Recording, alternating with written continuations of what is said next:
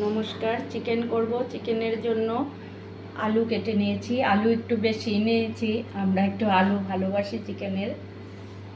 পেঁয়াজ নিয়েছি, তেজপাতা নিয়েছি, এখানেও রেখেছি তেজপাতাটা, আর রসুন নিয়েছি, আদা নিয়েছি, কাঁচা লঙ্কা নিয়েছি, এগুলি পেস্ট করে দেব, মিক্সার গ্রাইন্ডারে পেস্ট করব। এলাচ দারচিনি নিয়েছি, গোলমরিচ নিয়েছি, লং নিয়েছি দুটো। এখন হলুদ গুঁড়োটা দিয়ে দিচ্ছি। সব মশলাগুলি আমি আগে মেখে রাখবো। লঙ্কা গুঁড়ো হাফ চামচের মতো দিচ্ছি,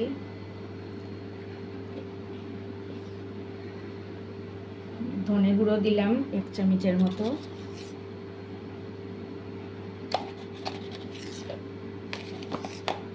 জিরে গুঁড়ো একটু বেশি দিলাম, 2 চামচ দিলাম।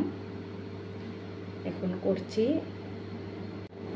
আদা রসুন কাঁচা লঙ্কাটা পেস্ট করে নিয়েছি, সবগুলো মশলা নিয়ে আমি একটু মেখে রাখবো একটু সময়, আধা ঘন্টার মতো মেখে রাখবো।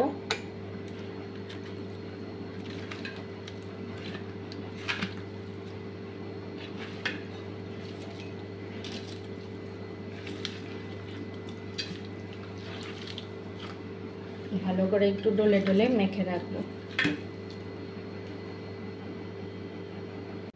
সবাই কেমন আছেন?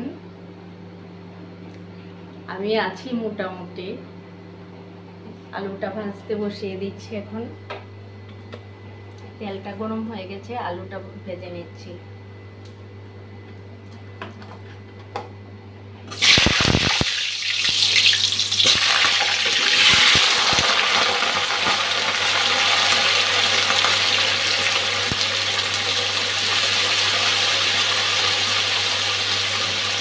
হলুদ দিয়ে আলুটা ভেজে নিচ্ছি।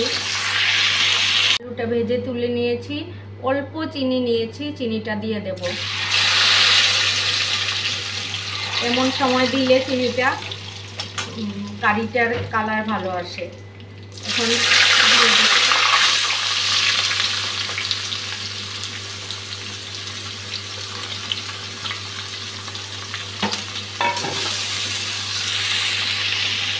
পেঁয়াজটা অনেকটাই ভাজা হয়ে এসছে, এখন মশলা মেখে রাখা চিকেনটা দিয়ে দিচ্ছি।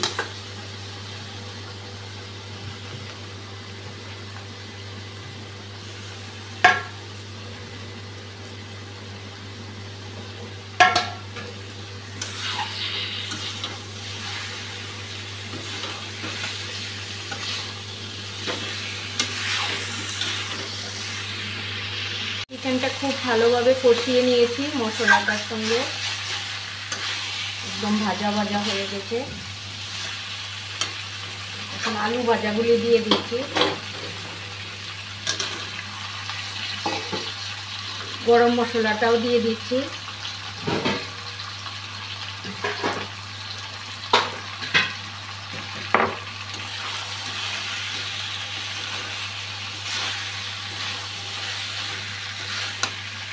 এখন ঝোলটা দিয়ে দিচ্ছি। শুকনা শুকনাই করব, তবু সেদ্ধ হওয়ার জন্য যতটুকু ঝোল দরকার।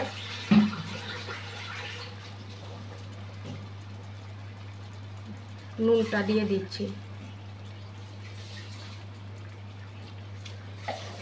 এখন ঢাকা দিয়ে রাখবো।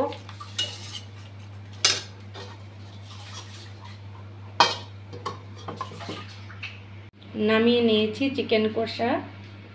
আপনাদের যদি আমার এই ঘরোয়াভাবে রান্নাগুলা ভালো লেগে থাকে তাহলে আমার পেজটা ফলো করবেন, আর কেউ যদি ইউটিউব থেকে দেখে থাকেন তাহলে আমার ইউটিউব চ্যানেলটি সাবস্ক্রাইব করবেন। সবাই ভালো থাকবেন, সুস্থ থাকবেন। শুভরাত্রি।